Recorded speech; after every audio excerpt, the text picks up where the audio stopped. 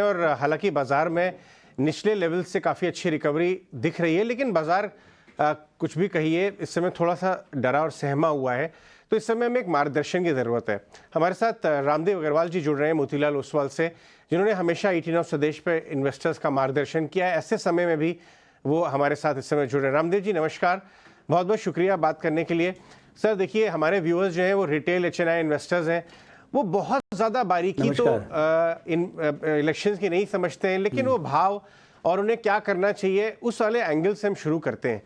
अगर ये जो अभी मामला दिख रहा है, इलेक्शन के जो नतीजे चले आ रहे हैं वो कल एग्जिट पोल से काफ़ी डिफरेंट भले ही हैं, लेकिन अगर एक डिसाइसिव विक्ट्री आ जाती है और कंटिन्यूटी का मैसेज बाजार को जाता है, तो क्या इतना पैनिक करने की ज़रूरत है? जिस हिसाब से अभी पिछले एक आध घंटे में बाजार चल रहा, आपने तो इतने इतने इलेक्शन और इतना सब कुछ देखा है, थोड़ा हमें मार्गदर्शन करिए।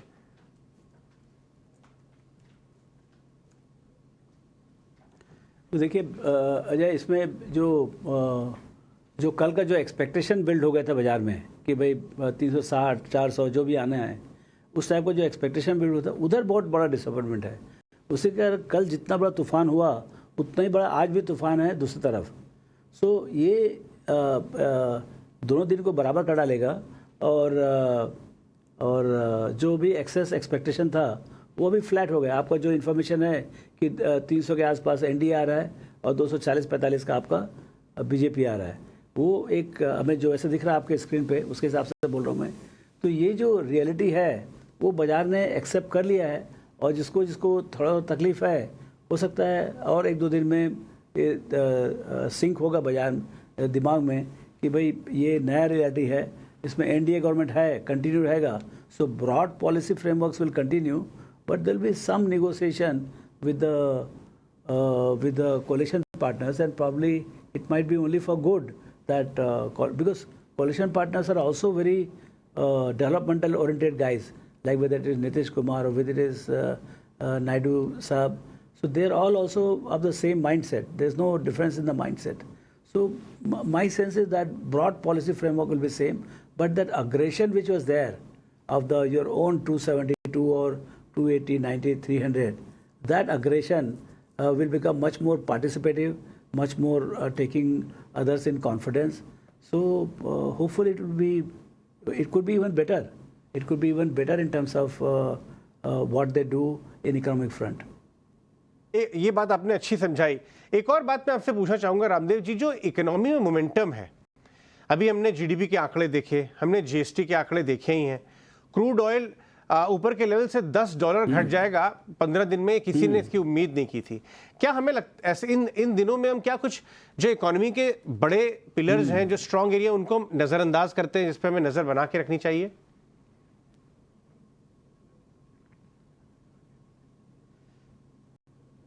हाँ जरूर। ये तो देखिए, आपका जैसे ऑयल प्राइस ड्रॉप है, आई डोंट नो हाउ, मतलब कितने दिन के लिए गिरा है। मतलब एक दिन में यदि $10 गिर सकता है तो एक दिन में वापस $10 बढ़ भी सकता है। सो ठीक है, अभी तो कम से कम रिलीफ है। फिर आपका जीडीपी ग्रोथ आया, फिर उसके बाद मानसून अच्छा होने वाला है। तो ऐसे बहुत सारी चीज़ें जो है ना, अभी देखिए इलेक्शन में जो रूरल डिस्ट्रेस है, एक मुद्दा आया है कि भाई रियल डिस्ट्रेस बहुत ज़्यादा है। तो उसका कारण अकाल भी है, जो थोड़ा ड्राउट टाइप का सिचुएशन है, उसके कारण से भी थोड़ा रूरल डिस्ट्रेस हैज़ इंक्रीज्ड।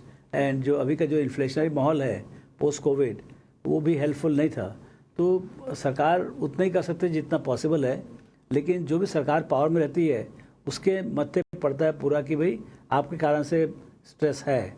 सो मेरे को लगता है एज वी गो फॉरवर्ड, अभी इस साल का मानसून अच्छा होने वाला है, ऑयल प्राइसेस नीचे हैं, रेट कट की बात आ रही है, इंटरेस्ट रेट कट की बात आ रही है। सो ऐसा भाई आपका जो real problem is from the level of valuation we have. Indian markets अभी भी थोड़े compared to China, Korea and all, we are little expensive, maybe 50-60% higher. वो bigger problem है at this juncture. जब बड़े मैंडेट की बात थी तो वो भी प्रॉब्लम थोड़ा कम रह जाता था। अब थोड़ा वीक मैंडेट है तो ये प्रॉब्लम ज़्यादा उभर के आएगा। जी बिल्कुल। रामदेव जी, आपका जो हाउस है वो इतनी ब्रॉड, मतलब मेरे हिसाब से तो वो शायद सबसे ज़्यादा कंपनीज कवर करता है, बहुत ब्रॉड ब्रेथ ऑफ कंपनीज को कवर करता है। ये वैल्यूएशन का जो मामला है, इसके सामने अर्निंग्स ग्रोथ का जो मामला है वो कैसा नजर आ रहा है आपको? आपको फीडबैक क्या मिलता है टीम से? क्या नीचे ऑन ग्राउंड अर्निंग्स ग्रोथ बढ़िया है और उसका क्या आउटलुक बढ़िया नजर आ रहा है या कहीं क्वेश्चन मार्क उठ रहे हैं?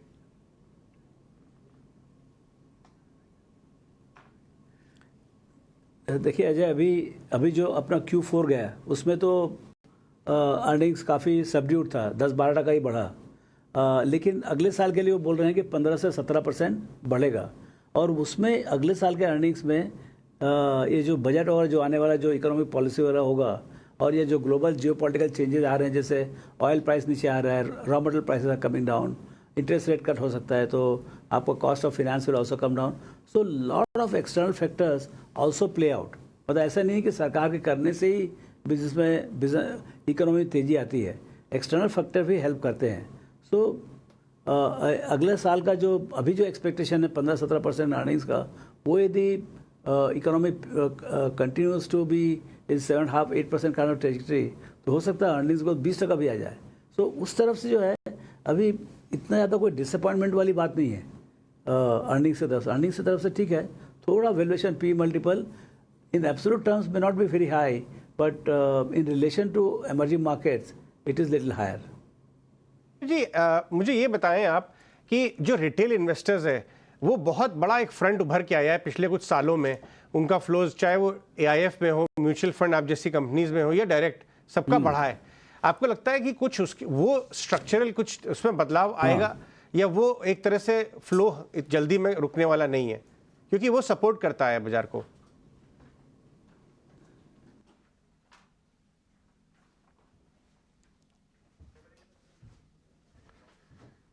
ओके, रामदेव अग्रवाल जी से हम वापस जुड़ने की कोशिश करेंगे, लेकिन उसके पहले एक बार बता दूं मैं आपको कि करीब करीब 2800 पॉइंट की रिकवरी सेंसेक्स में, करीब करीब 950 पॉइंट की निफ्टी में रिकवरी आई है और जो NDA का आंकड़ा है वो वापस 301 के आसपास आ गया है। रामदेव जी हाँ, हमारे साथ वापस जुड़ रहे हैं। रामदेव जी, मैं पूछ रहा था आपसे कि रिटेल इन्वेस्टर का जो उत्साह है, चाहे वो SIP नंबर में हो, AIF, म्यूचुअल फंड वगैरह वगैरह, डायरेक्ट, सब में मजबूत रहा है पिछले कुछ सालों में। क्या वो स्ट्रक्चरली कुछ उसमें बदलाव आने की का तो डर नहीं है, क्योंकि वो ही सबसे बड़ा एक FI की सेलिंग को, अदरवाइज भी बाजार को स्टेबलाइज करता रहा है?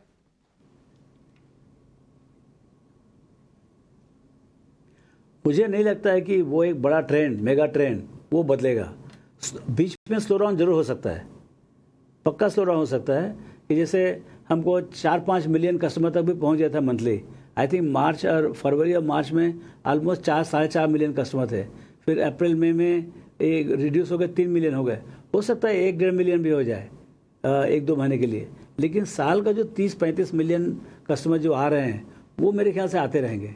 और जो हमको लगता है कि अभी जो 150 मिलियन कस्टमर हैं वो अगले करीब 6 साल में, 5 से 6 साल में डबल होने का जो एक अनुमान है, मेरे को लगता है वो उसमें फ़र्क नहीं खाएगा, ये आते रहेंगे। क्या एक आखिरी सवाल मैं आपसे पूछ लूँ रामदेव जी, आपने हमें समय दिया उसके पहले कि ये आपने अपने 35 साल 40 साल के एक्सपीरियंस में इस तरह के 5-7 दिन तो ज़रूर देखे होंगे। तो जो लंबे निवेशक हैं, लंबे अवधि के निवेशक हैं और जो थोड़ा पैसा लेके चलते हैं, क्या उनको ऐसे फेज में, चाहे आज हो, कल हो, इस हफ्ते, इस महीने, पैसा डालना चाहिए या डर के साइड में ही बैठना चाहिए? नहीं, पक्का डालना चाहिए। ये तो वही बता रहा हूँ ना, इकोनॉमिक मोमेंटम है। आपको जो भी एक्सेस वैल्यूएशन बिल्ड हो गया था, एक्सपेक्टेशन बिल्ड हो गया था, वो भी खत्म हो जाएगा। अभी आज ही काफ़ी कुछ पंक्चर हो गया है। कल परसों 1 आध हफ्ते में और भी जो दुख दर्द है वो निकल जाएगा। उसके बाद क्या है भाई, देखिए देश तो चलते रहेगा, चाहे ये गवर्नमेंट हो, दूसरी गवर्नमेंट हो, कॉलिशन हो, देश चलते रहता है। कंपनीज पैसे बनाते रहती हैं, बिजनेसेस पैसे कमाते रहते हैं। एक बार आपका एक्सपेक्टेशन सही हो जाए, उसके बाद फिर सरकार का उतना अंतर नहीं पड़ता बाजार में। ऑल राइट रामदेव जी, बहुत बहुत शुक्रिया हमसे बात करने के लिए। और आपको सुन के आई एम श्योर हमारे बहुत सारे व्यूअर्स को थोड़ा ढांढस आया होगा। बाजार में भी एक बड़ी रिकवरी चल रही है। कुछ दिनों में फिर हम आपसे वापस कनेक्ट करेंगे और टेक स्टॉक करेंगे। इसके साथ एक छोटा सा ब्रेक लेते हैं। देखिए रामदेव जी कह रहे हैं कि स्पेकुलेटर्स को दिक्कत है, लेकिन लंबी अवधि के निवेशकों को अच्छे लेवल्स में ज़रूर खरीदना चाहिए। इकोनॉमिक मोमेंटम देश का कहीं नहीं जा रहा है और ब्रॉड इकोनॉमिक व्यवस्था जो अर्थव्यवस्था है वो बहुत अच्छी रिकवरी दिखा रही है।